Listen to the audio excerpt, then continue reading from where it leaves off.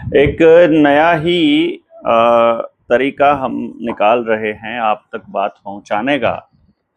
और मुद्दा जो आज का है ये बड़ा स्पेशल है। आपने कमेंट में ये भी लिख करके बताना है कि इस वाले बिंदु पे या इस वीडियो पे हमें आगे भी बनाए रखना है ये पेस, या इसे बंद कर देना है, या हम जो कर रहे थे वो जारी रहे। ये हालांकि उसके साथ ही चलेगा। असल में मेरे पास आज जो पेज है, इस पेज का नाम है, या जो टॉपिक है वो है the nature of Indian constitution. हमारे भारत के संविधान की नेचर, इसकी प्रकृति को आपके सामने एक्सप्लेन करने की मैं कोशिश करूंगा आज। और मैं ये सोच रहा हूं कि क्यों ना ऐसा किया जाए कि आप सबके साथ ये चर्चा की जाए कि ये है भारत का संविधान, और ये कहता है, इसका ये मतलब निकलता है। अब आप बताइए, आपको ये संविधान चाहिए कि नहीं चाहिए?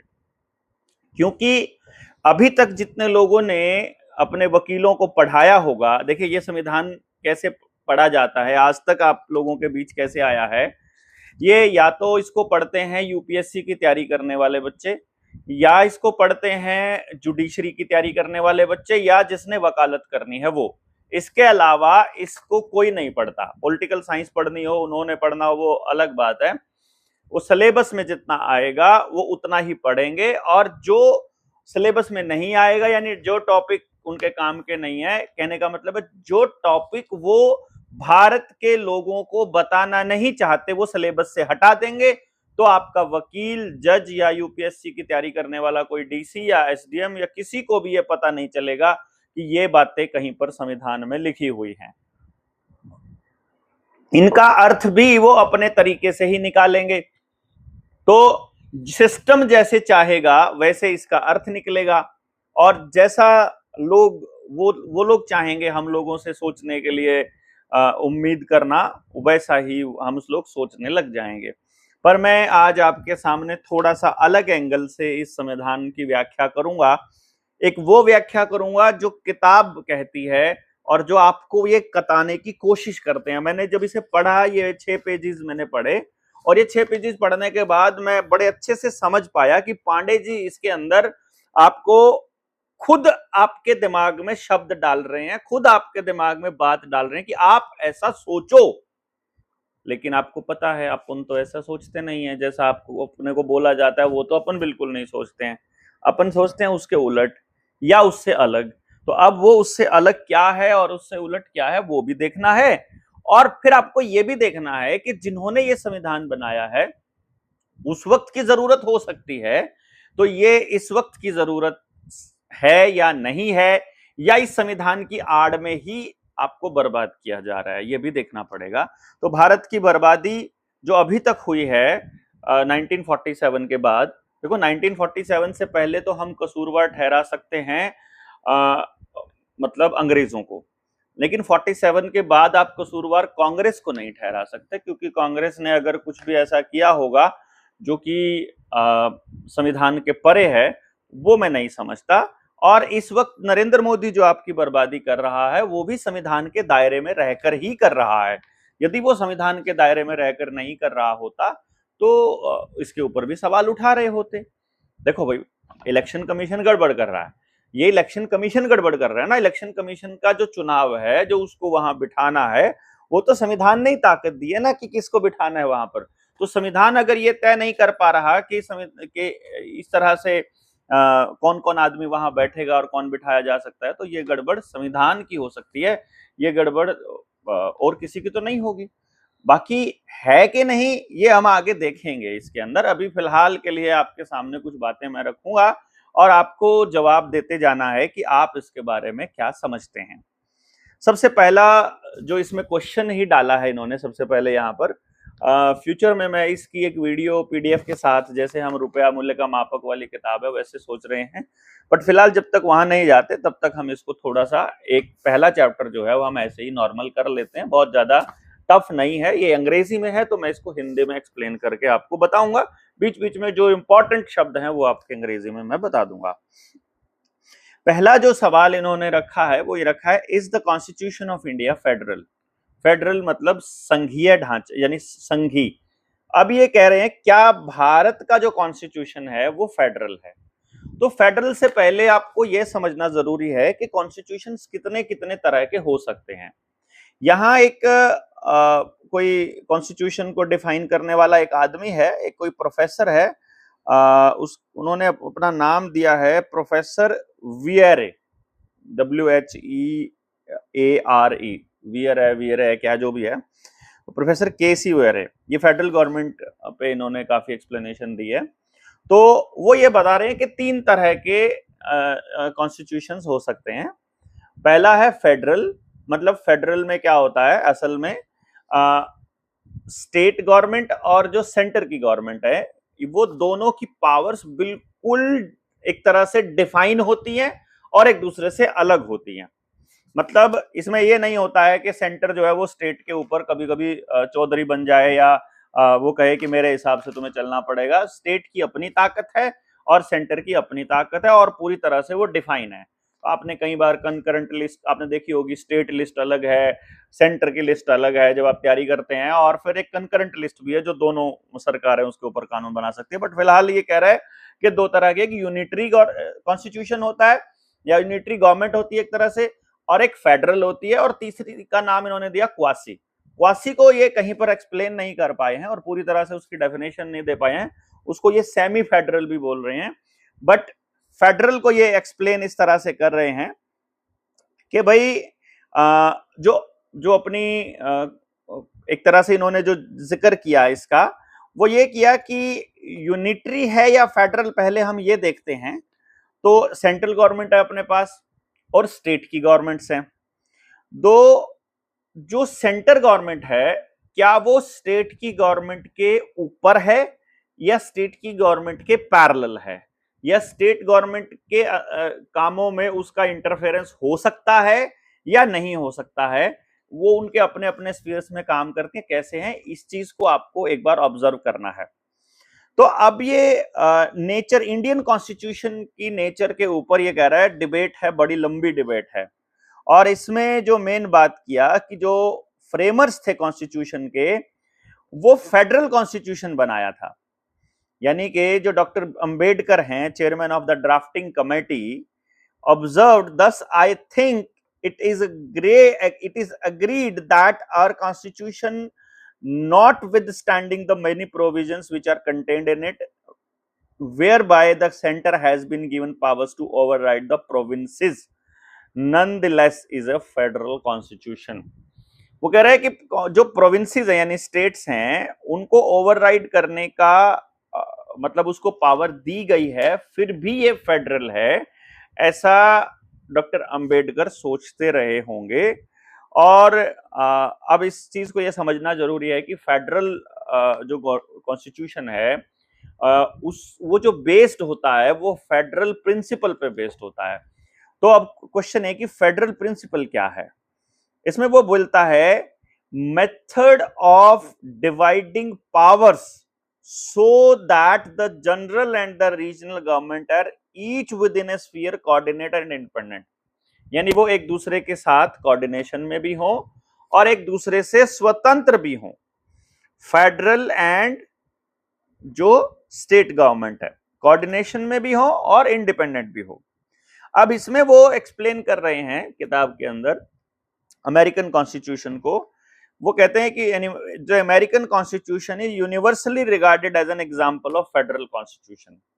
वो कह रहे हैं कि ये कॉन्सेप्ट जो है हमने पूरी दुनिया में अमेरिका से लिया, कि अमेरिका का जो कॉन्स्टिट्यूशन है वो फेडरल माना जाता है और पूरी तरह से अलग अलग अपने अपने स्फीयर्स में डिवाइडेड पावर्स हैं स्टेट की और उसकी, and the existence of the coordinate authorities independent to each other and the is the gist of the federal principle. यानी कह रहा है कि जो एजेंसीज हैं, अथॉरिटीज हैं, जितनी भी हैं सेंटर की और स्टेट की, उनका इंडिपेंडेंट होना और एक दूसरे के साथ कोऑर्डिनेशन में होना, ये पहचान है फेडरल प्रिंसिपल की, ये फेडरल प्रिंसिपल है।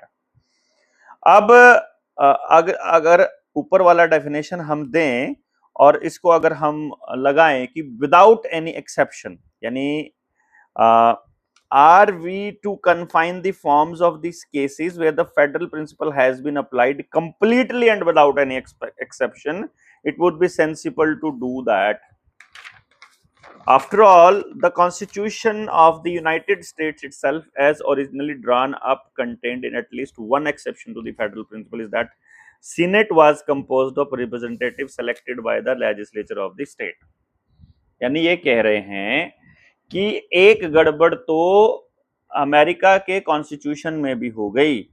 वहां जो सीनेट जो बनता है, यानी जो सीनेट होते हैं जो वहां पे, वो कहते हैं कि जो सीनेट बनती है वो लेजिस्लेचर्स ऑफ द स्टेट से, वहां से चुन करके बंदे आते हैं वहां सेंटर में, सीनेट में। मतलब अब यहां आकर के गड़बड़ हो गई, तो इसलिए क्या है, तो general government of the United State was dependent to some extent upon a part of the regional government, यानी कि जो मेन जो सरकार है वो रीजनल गवर्नमेंट के ऊपर डिपेंडेंट है, ऐसा वो बोल रहे हैं। 10 इस प्रकार exception to the federal principle was maintained in law until 1913। यानी वो कहने की कोशिश कर रहे हैं कि 1913 से पहले अमेरिका में कोई भी अपवाद नहीं था और पूरी तरह से संघीय ढांचा अमेरिका के कॉन्स्टिट्यूशन का था, 1787 से लेकर 1913 तक। तब तक हम उसे फेडरल कह सकते थे, लेकिन इसके बाद जो क्राइटेरिया है वो is the federal principle predominant in the constitution, क्योंकि उसके बाद ये वाला जो सीनेट वाला पॉइंट है ये उस अमेरिका के अंदर डाला गया था। तो अब आपको ये बताना है कि क्या उसको फेडरल गवर्नमेंट बोला जाए।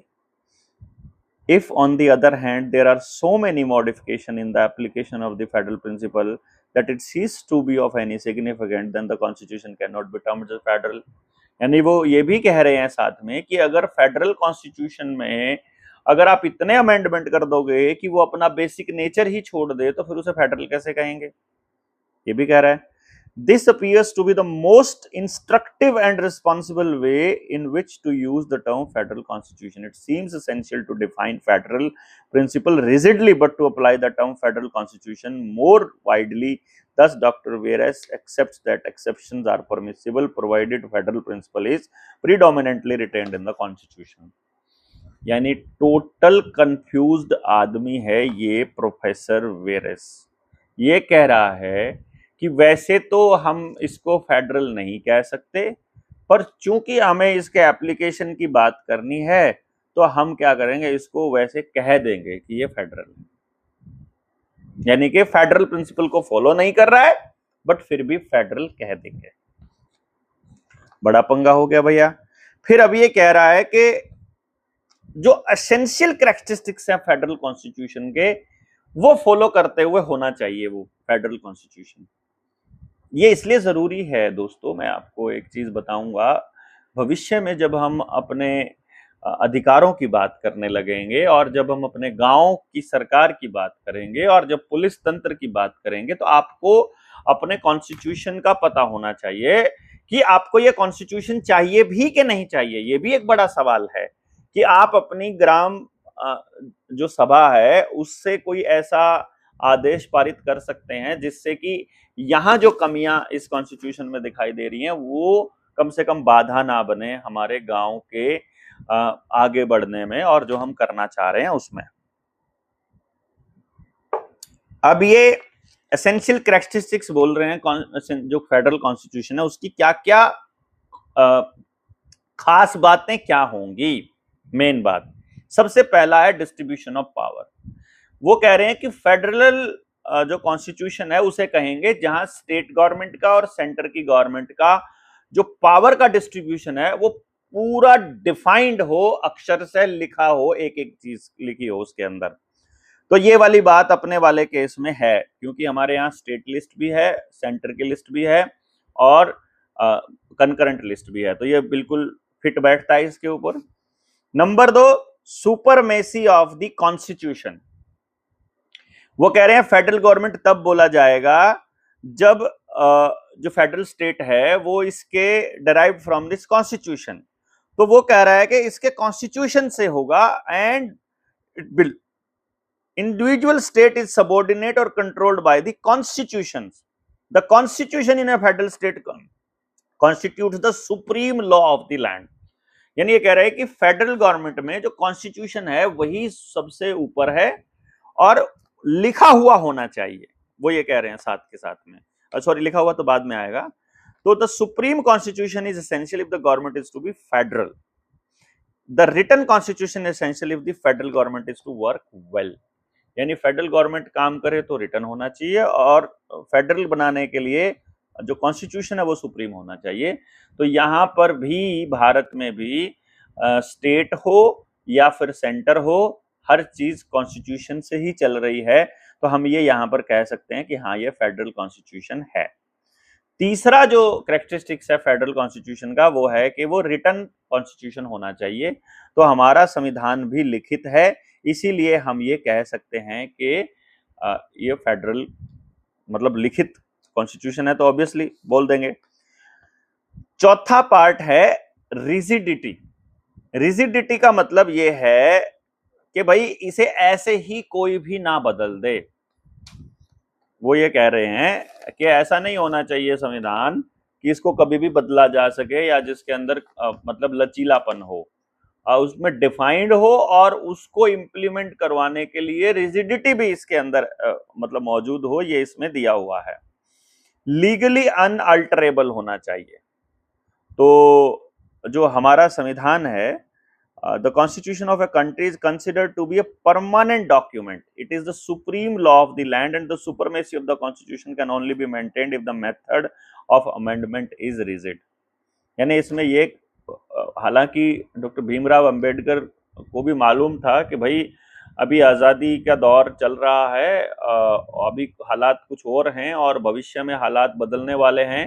हो सकता है कि आगे अपने देश में राज चलाने के लिए हमें बहुत सारे बदलाव करने पड़े और यदि वो बदलाव करने पड़ते हैं तो उस वक्त अमेंडमेंट करना पड़े, पर ऐसा ना हो कि कोई भी अमेंडमेंट कर दे, तो उसके लिए कोई रास्ता बनाए अमेंडमेंट के लिए। फिर भी रिजिडिटी एक बड़ा फैक्टर है अगर हम उसको फेडरल करना चाहते हैं तो। और पांचवा जो इसमें पॉइंट है उसके करेक्टरिस्टिक्स के रूप में वो है अथॉरिटी ऑफ द कोर्ट्स। वो कह रहा है कि in the federal state the legal supremacy of the constitution is essential for the existence of the federal system. मतलब ये कह रहा है कि जो लीगल सुप्रीमेसी है, यानी कि जो कोर्ट हैं वो सबसे ऊपर होने चाहिए, वो कॉन्स्टिट्यूशन को डिफाइन करेगी और वो स्टेट्स को और सेंटर को भी डायरेक्ट करेगी कि तुमको क्या करना है, कहीं तुम गड़बड़ तो नहीं कर रहे हो। तो यहां पर भी उन्होंने ऐसा ही किया हुआ है। तो इस तरह से वो ये कह रहे हैं कि द इंडियन कॉन्स्टिट्यूशन पोजेसेस ये पांच जो क्वालिटीज जो किसी भी कॉन्स्टिट्यूशन के फेडरल होने के लिए जो उन्होंने आवश्यक कही है। पहला, पावर का डिस्ट्रीब्यूशन होना चाहिए। दूसरा, कॉन्स्टिट्यूशन सबसे ऊपर होना चाहिए। तीसरा, रिटन कॉन्स्टिट्यूशन होना चाहिए। चौथा, कॉन्स्टिट्यूशन को बदलना आसान ना हो, यानी रिजिडिटी हो उसके अंदर। और पांचवा, कोर्ट की अथॉरिटी सबसे ऊपर हो। तो ये पांच के पांच पॉइंट्स जो हैं ये भारत के अंदर चलते हैं और इसीलिए बड़े आसानी से हम ये कह सकते हैं कि भैया हमारा जो कॉन्स्टिट्यूशन है वो फेडरल है। लेकिन फिर इसमें वो कह रहा है लेकिन एक पंगा हो गया कि भैया जो ये कॉन्स्टिट्यूशन है ये ऑलमोस्ट क्वासी फेडरल है, मतलब पूरी तरह से फेडरल नहीं है, यूनिटरी तो है ही नहीं है। तो अभी फिर वो कह रहा है कि unitary state with the federal features rather than A federal state with the subsidiary unitary features. तो वो भारत के कॉन्स्टिट्यूशन के बारे में कुछ और चीजें भी बताना चाह रहा है कि अभी तक की बातचीत से ऐसा लगा कि हमारा कॉन्स्टिट्यूशन फेडरल है, लेकिन एक पंगा यहां पर है। पहला वो क्या कि पहले एक बार इसको देखिए क्या है कि अपॉइंटमेंट्स ऑफ द गवर्नर्स। अब इसमें ये यहां से एक गड़बड़ चालू होगी आपको, यानी कि जो अभी तक बनाया था, जो अभी तक मैंने बात करी थी, वो लगेगा कि यार अभी तो आप कह रहे थे कि ये पावर सबसे ऊपर उसकी है, अभी फिर पावर होगी कुछ और किसी और की। तो ये अभी पॉइंट आ गया गवर्नर्स ऑफ द गवर्नर्स की अपॉइंटमेंट। अब ये कह रहे हैं गवर्नर की अपॉइंटमेंट होएगी प्रेसिडेंट के जरिए, यानी प्रेसिडेंट उनको अपॉइंट करेगा। और आर्टिकल 155 में प्रेसिडेंट को ये पावर दी गई है कि वो गवर्नर्स को अपॉइंटमेंट करेगा। अब गड़बड़ हो गई। अब वो यहां पे गजब की लाइन जो बोल रहा है, this is however not a matter of much significance, for the governor is the only constitutional head of the state which shall normally act on the advice of the minister। यहां पे ये किताब लिखने वाला राइटर पढ़ने वाले को बेवकूफ बनाना चाहता है। यहां पे वो राइटर कह रहा है कि भाई वैसे तो गवर्नर का अपॉइंटमेंट प्रेसिडेंट कर सकता है, लेकिन कोई ज्यादा फर्क नहीं पड़ता है, क्योंकि गवर्नर खाली एक स्टैंप है। गवर्नर तो एक स्टैंप है जिसे मिनिस्टर्स की काउंसिल के हिसाब से चलना ही पड़ता है, ऐसा वो बोल रहे हैं। लेकिन मैं आपको बताऊं, ये गलत अवधारणा हम सब लोगों के दिमाग में डाली गई है कि गवर्नर खाली स्टैंप होता है। गवर्नर, कोई भी गवर्नर होता है, वो किसी भी सरकार को, किसी भी मंत्रिमंडल को कह सकता है कि निकलो यहां से, दफा हो, हम तुमको नहीं मानते सरकार, और तुम अपना विश्वास मत साबित करके बताओ। गवर्नर के सिग्नेचर के बिना कोई भी कानून, कोई भी बिल कानून नहीं बन सकता है। और गवर्नर को बहुत सारे कानून पास करने के लिए या बहुत सारे कानून बनाने के लिए प्रेसिडेंट के पास भेजने ही पड़ते हैं। तो अगर गवर्नर को कानून बनाने के लिए, यानी बिल पास करने के लिए, और वो लॉ की तरह काम करे, उसके लिए अगर वो ड्राफ्ट प्रेसिडेंट को भेजना ही पड़ता है, तो फिर उसकी अलग पावर कैसे हो गई, ये आपको समझना पड़ेगा। यानी प्रेसिडेंट के अंडर ही गवर्नर वहां पर है। हो सकता है कि 1947 से पहले जो अंग्रेजी हुकूमत के अंडर जो गवर्नर जनरल हुआ करते थे, वही गवर्नर आजकल चल रहे हों, या दूसरे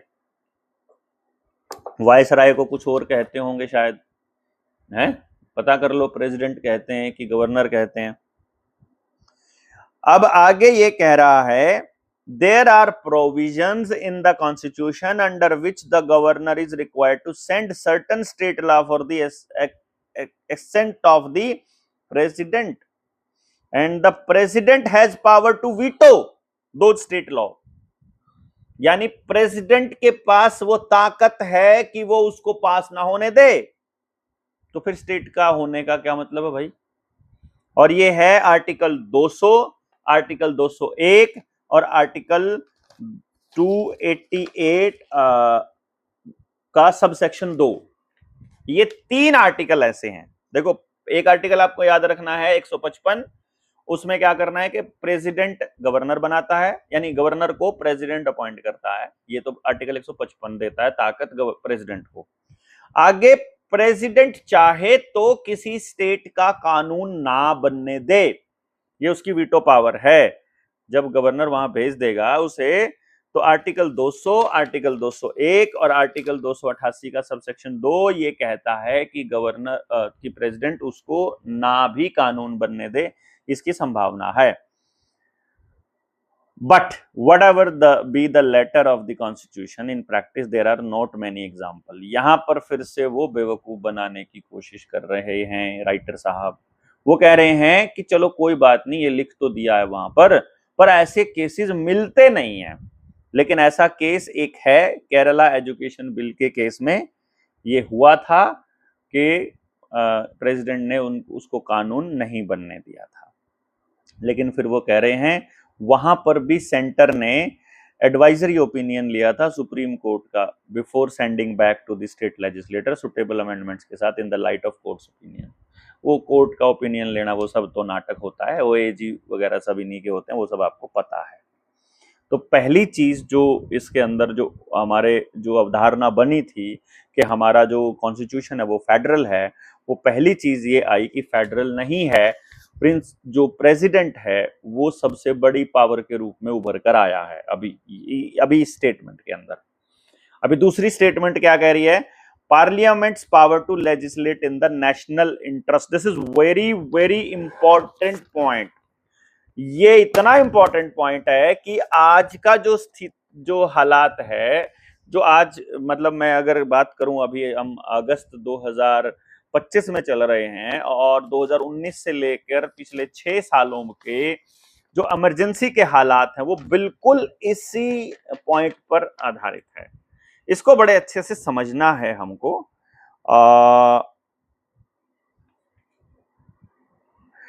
अंडर आर्टिकल 249, ध्यान से देखिएगा, आपको पता लगेगा आपका फेडरल स्ट्रक्चर कैसे गायब हो रहा है। Under article 249, parliament is empowered to make law with respect to every matter enumerated in the state list if the Rajya Sabha passes a resolution by 2/3 majority that is necessary in the national interest। यानी कि राष्ट्र के नाम पर, जब देश का नाम लेकर के कोई भी पार्लियामेंट कोई भी कानून बना सकती है, अगर राज्यसभा में 2/3 मेजोरिटी से वो पास हो जाए तो। हर राज्य में सरकार बनाने के लिए कितना तड़प रहा है नरेंद्र मोदी और अमित शाह, इसका राज यहां छुपा है कि अगर बिहार में सरकार बन जाती है तो राज्यसभा में पूर्ण बहुमत हो जाएगा, 2/3 मेजोरिटी से कोई भी कानून पास किया जा सकता है। यहां पर ये कह रहा है। फिर जो राइटर है वो हमको बेवकूफ बनाने के लिए अगली लाइन लिख रहा है, there can not be any objection to this provision. भाई इसमें तो कोई ऑब्जेक्शन होना ही नहीं चाहिए।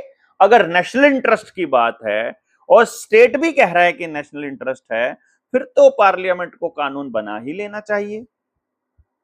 वो ऐसा कह रहा है और ऐसा तब तक पॉसिबल नहीं होगा जब तक कि कॉन्स्टिट्यूशन में अमेंडमेंट ना किया जाए। और कॉन्स्टिट्यूशन में अमेंडमेंट करने के लिए ये वाली पावर देने का जो काम किया था, ये given to the parliament by the council of state itself by the passing a resolution supported by 2/3 majority present. ये कह रहा है कि भूतकाल में स्टेट्स की काउंसिल ने ही सेंटर को यह ताकत और अधिकार दिया था कि हां, तुम चाहो तो कभी भी एक ऐसा कानून बना सकते हो 2/3 मेजोरिटी से, अगर तुम राज्यसभा में पास कर देते हो, जो आर्टिकल 249 बता रहा है। वो कहते हैं क्या दिक्कत है, तुम हमारे ऊपर भी कानून, यानी कि एक स्टेट की सरकार को वो सबऑर्डिनेट पोजीशन में रख देता है। सबऑर्डिनेट पोजीशन मतलब एक लेवल नीचे रख देता है, एक लेवल, 2 लेवल, जितना भी, मतलब उसके लेवल से स्टेट, जो फेडरल गवर्नमेंट कह रही है कि फेडरल स्ट्रक्चर कह रहा है कि सेंटर की ताकत और स्टेट की ताकत बराबर है, पैरेलल है, अलग है। वहां पर वो निर्णय बनाए लेगी, वहां पर वो निर्णय लेगी। यहां कह रही है कि स्टेट की सरकार की ताकत, स्टेट गवर्नमेंट की जो ताकत है वो सेंटर से डाउन है और सेंटर कानून बना सकता है इसके ऊपर।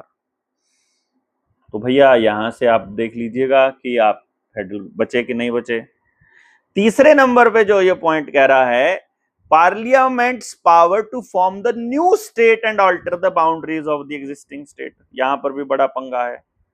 यहां आर्टिकल 3 जो है वो कह रहा, वो पावर देता है सेंटर को कि पार्लियामेंट चाहे तो किसी को भी, किसी भी स्टेट की बाउंड्री को रीडिफाइन कर सकती, किसी स्टेट को छोटा कर सकती है, किसी स्टेट को बड़ा कर सकती है, किसी स्टेट के 2 हिस्से कर सकती है और आने वाले टाइम में यूपी के 4 हिस्से भी कर सकती है।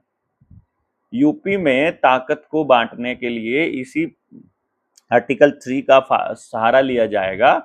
मायावती को भी खुश करना है, जयंत चौधरी को भी खुश करना है, इसको बाबे को भी खुश करना है, योगी को भी, और जो जितनी मुलायम सिंह यादव को भी खुश करना है। तो एक तो 4 हिस्से बना दो और 4 मुख्यमंत्री बना दो, ये चुप हो जाएंगे, नहीं तो ये तुमको जीने नहीं देंगे। और इसके लिए स्टेट जो है, अब स्टेट के ऊपर, लोगों के ऊपर भार डबल ट्रिपल 4 गुना बढ़ जाएगा। अभी यूपी कंट्रोल नहीं हो रहा है क्योंकि जनसंख्या ज्यादा है, एरिया ज्यादा है और कंट्रोल करने के लिए आदमी थोड़े होने चाहिए। बस ये समझ लीजिएगा, इसलिए यूपी को तोड़ा जाना है, इसलिए हर स्टेट को तोड़ा जाता है। बंगाल सबसे पहले लड़ा था, बंगाल को पहले तोड़ा।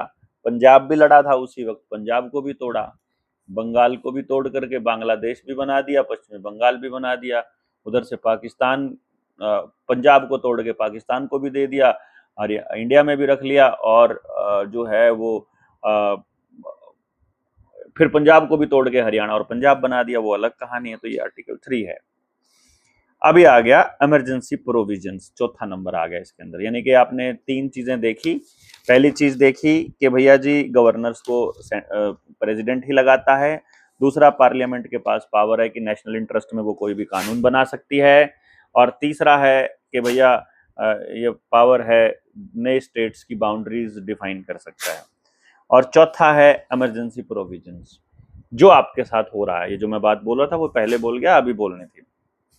देखिए अब क्या कह रहा है, कितना गजब तरीके से आप लोगों को, हम लोगों को, देश की जनता को बेवकूफ बनाया जा रहा है यहां पर लिख करके। The constitution envisages 3 types of emergency, 3 type की इमरजेंसीज वो दे रहा है। पहला, emergency cause by the war या एक्सटर्नल एग्रेशन या आर्म्ड रिबेलियन, यानी कि या तो जो सेना है या पुलिस है वो विद्रोह कर दे, या बाहर से दूसरे राज्य से कोई आ जाए, और या फिर कोई वॉर हो, मतलब दूसरे राज्य से अटैक हो या फिर वॉर आ जाए। तो ये आर्टिकल 352 का सेक्शन, सब सेक्शन मिसिंग है, आर्टिकल 352 है, ये इमरजेंसी आ गई। अच्छा, अभी फिर एक दूसरी तरह की इमरजेंसी है। हाँ, ये दूसरा टाइप था, आर्टिकल 352 था। अब अगली इमरजेंसी है, वो कह रहा है failure of the constitutional machinery in state. ये भी आर्टिकल 356 है। एक 352 हो गया, एक 356 हो गया। 356 में क्या कर रहा है, अगर स्टेट की मशीनरी ठीक से काम नहीं कर रही है, जैसे कि 1 साल से भी ज्यादा समय हो गया है और मणिपुर में इमरजेंसी लगी हुई है, लेकिन आपको बिल्कुल खबर नहीं है क्योंकि नेशनल मीडिया के पास वहां भेजने के लिए रिपोर्टर्स नहीं है, और आपके पास इतनी समझ नहीं है कि आप उसके ऊपर सवाल कर सकें। और एमपी जो पार्लियामेंट में जो सांसद बोलते हैं उन पर हम लोग नजर रखते नहीं हैं। तो पहली हो गई जी, युद्ध हो या रिबेलियन हो जाए। दूसरी है जी, अगर स्टेट की मशीनरी ठीक से काम ना कर रही हो, तो कहीं पर भी अगर इमरजेंसी लगानी है तो बड़े आराम से प्रेसिडेंट भेज देगा चिट्ठी वहां के चीफ मिनिस्टर को, राज्यपाल को, कि भैया तुम लोग ठीक से काम नहीं कर रहे हो, चलो इमरजेंसी लगा देते हैं। अच्छा, तीसरा जो पॉइंट है इमरजेंसी का, वो है फाइनेंशियल इमरजेंसी, आर्टिकल 360। तो आर्टिकल 352, आर्टिकल 356 और article 360।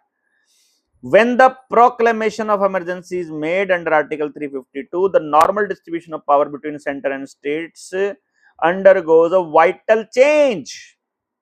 That is very important.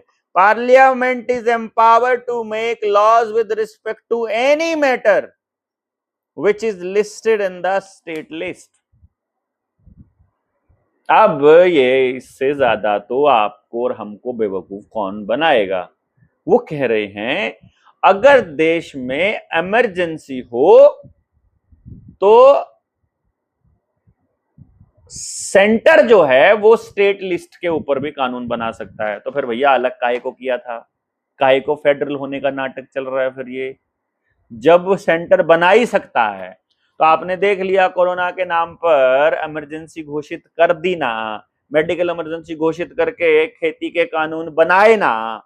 खेती के कानून जो एग्रीकल्चर लॉ है वो स्टेट बना सकता था, लेकिन इसके अंतर्गत यहां पर ये कहा कि नहीं भैया।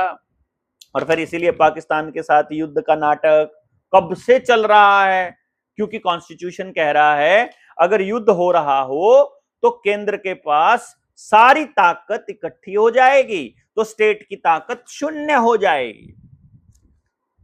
यहां से आपको पता चले कि अगर केंद्र में कोई तड़ीपार, आदमखोर, गुंडा, बदमाश या कोई वाहियात आदमी बैठा हो तो आपकी सारी ताकत वहीं चली जाएगी। तो आपके लिए गुलामी सामने ही रखी होगी एक तरह से। तो ये तो हमारे कॉन्स्टिट्यूशन में ही हमारी गुलामी साफ साफ लिखी हुई है। The centre is empowered to give directions to any state or in any manner in which the state's executive power to be exercised, article 256 कह रहा है।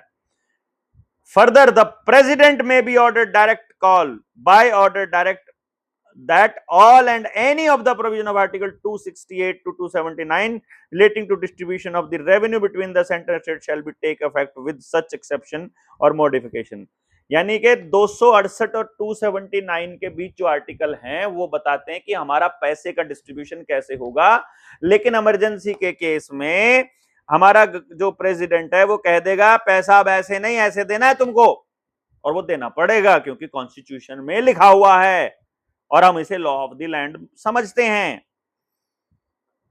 If the president is satisfied that the government of a state cannot be carried on its accordance with the provision of the constitution, he can dismiss the state ministry, dissolve the legislature and assume all the functions of the state। बस उससे ज्यादा क्या चाहिए।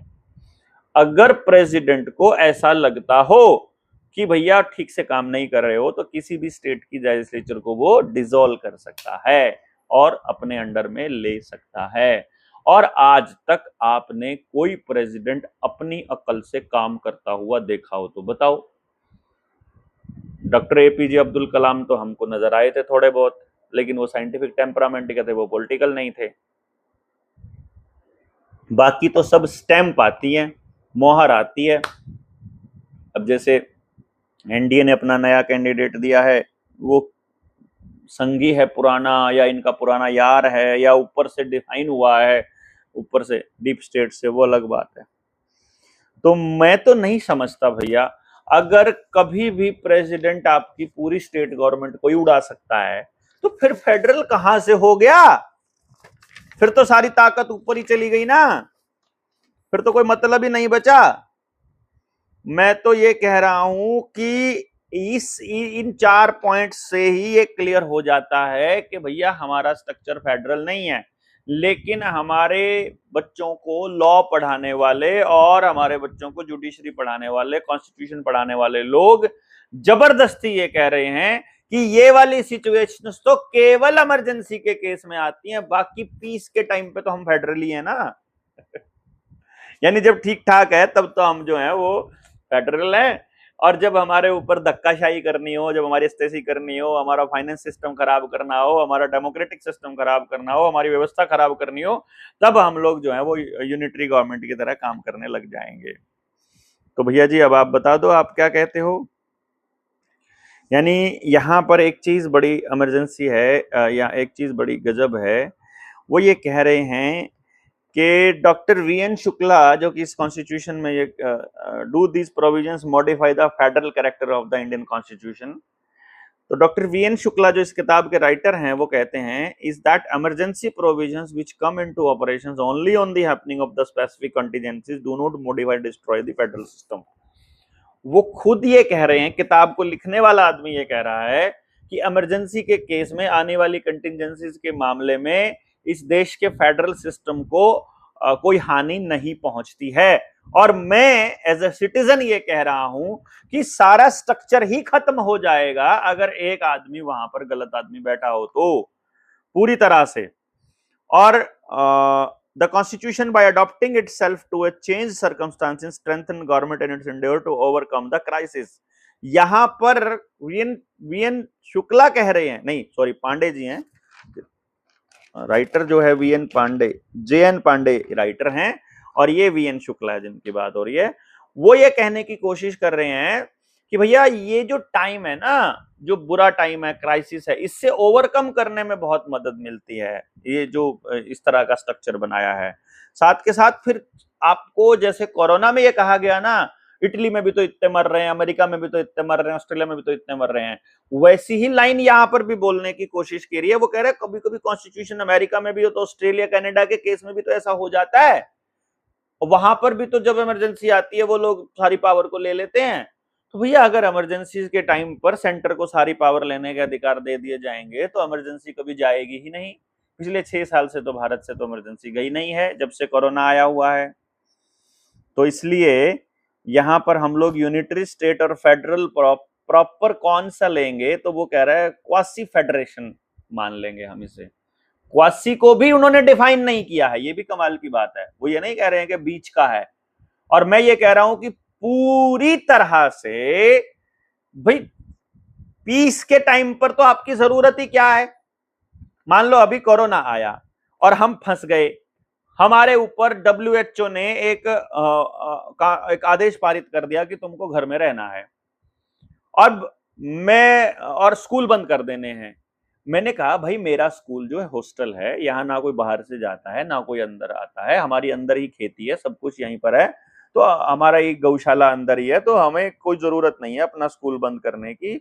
तो वो कह रहे हैं नहीं नहीं नहीं, आपको बंद करना ही पड़ेगा, इट्स एन इमरजेंसी, और केंद्र के पास सारी ताकत है, और केंद्र में बैठा है WHO का गुलाम, फार्मा कंपनियों का दलाल। तो फिर क्या करोगे? फिर तो आपको मानना ही पड़ेगा ना। तो आप कैसे इसको फेडरल स्ट्रक्चर कह सकते हैं, और कैसे कह सकते हैं ये केवल इमरजेंसी के केस में है? मैं नहीं मानता। India's federalism is unique and good for itself, ऐसा लाइन ये खुद बोल रहे हैं, और मैं इसको डिनाई कर रहा हूं।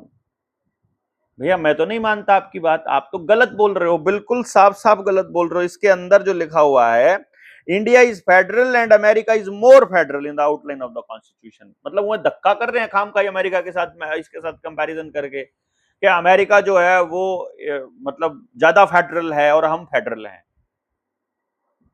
भैया जी मुझे बिल्कुल समझ में नहीं आया आप सरकार कैसे चलाना चाहते हो। वो कहते हैं कि भैया तुम्हारी अलग अलग हैं पावर्स, लेकिन जब हम चाहेंगे तब तुमसे वो पावर ले लेंगे, और जब चाहेंगे तब ले लेंगे, और इमरजेंसीज आ जाएंगी। भाई आपको मीडिया ही तो मैनेज करना है, इमरजेंसी जब मर्जी कर लो। और ये इस तरह का जो फेडरलिज्म जो मतलब थोपने की जो वो थोपी थी, उसके लिए क्या कहा था इन्होंने? Under the impact of the world Wars, international crisis, scientific and technological progresses, developments and the emergency of the ideal social welfare state, social welfare states के साथ, कंडीशंस के साथ में आगे बढ़ने के लिए इन सब की जरूरत है, वो कह रहे हैं। तो वो कह रहा है कि there are centralizing tendencies in evidence in every federation, and whether it is in USA or Australia, strong and powerful nation governments have emerged in every federation. Strong governments उभर के आई हैं हर फेडरेशन में, तो यहाँ पर भी स्ट्रॉन्ग गवर्नमेंट्स निकल के आएंगी, और designed on the framers of the Indian constitution took note of this tendencies, हमारे फ्रेमर्स को इन सबका पता था, and kept in view of the practical needs of the country, designed on the federal structure, not on the footing that it should be conform some theoretical and definite and standard pattern, but the basis that it should be able to observe the need of the vast and diverse country like India। यानी कि ये कहना चाह रहे हैं कि हमारे जो फ्रेमर्स थे उन सबको भी पता था कि हमारे इंडिया जैसे स्ट्रक्चर में उनके वाला खेल नहीं चलेगा, इसीलिए हमारे को अमेंडमेंट के खूब सारे ऑप्शंस उन्होंने दिए थे। और लास्ट में देखिएगा आपके मुंह में ये आपकी जबान पर ये अपने शब्द डालना चाह रहे हैं, मैं आपको पढ़कर बताता हूं वो क्या कहना चाह रहे हैं। In short, it may be concluded that the Constitution of India is neither purely federal nor purely unitary, but is combination of the both. It the union of the composite states of the novel type. It enshrines the principle that in spite of federalism, the national interest ought to be paramount. Thus, the Indian Constitution is mainly federal with the unique safeguard for enforcing national unity and growth. यानी ये कह रहा है कि राष्ट्रवाद के नाम पर जब बात भारत का नाम लेकर के आपको कभी भी अब जबरदस्ती से गुलाम बनाया जा सकता है, ऐसा भारत का कॉन्स्टिट्यूशन है, ऐसा हमारे कॉन्स्टिट्यूशन की नेचर है। आपको क्या लगता है? अपनी राय कमेंट बॉक्स में जरूर लिखिए और बताइए कि ये जो नेचर ऑफ द कॉन्स्टिट्यूशन है ये कैसी होनी चाहिए थी। ये ताकत ऊपर कहीं पर होनी चाहिए थी डिफाइंड, या नीचे कहीं होनी चाहिए थी? मुझे मेरा गांव कैसे चलाना है, मुझे मेरा मोहल्ला कैसे चलाना है, मुझे मेरा घर कैसे चलाना है, ये मैं तय करूंगा कि मेरा घर कैसे चलेगा। हम 20 लोगों के घर कैसे चलेंगे ये मेरा मोहल्ला तय करेगा। मेरा गांव कैसे चलेगा ये मेरा गांव तय करेगा। मेरा स्टेट कैसे चलेगा ये स्टेट के लोग तय करेंगे। स्टेट के लोगों से पूछे बिना, देश के लोगों से पूछे बिना, कुछ लोग जो अपने आप नेता बनकर कमेटी बना लेते हैं, फिर वो इसी तरह का नुकसान करते हैं। वो कमेटियां हमसे पूछकर नहीं बनी हैं, हमारे आदमी नहीं लेकर बने हैं, इसीलिए हमारे लिए काम नहीं कर रही हैं, हमें ऐसा लगता है। आपको क्या लगता है? आपका क्या ख्याल है कमेंट बॉक्स में लिख करके बताइएगा सारी बातें डिटेल में।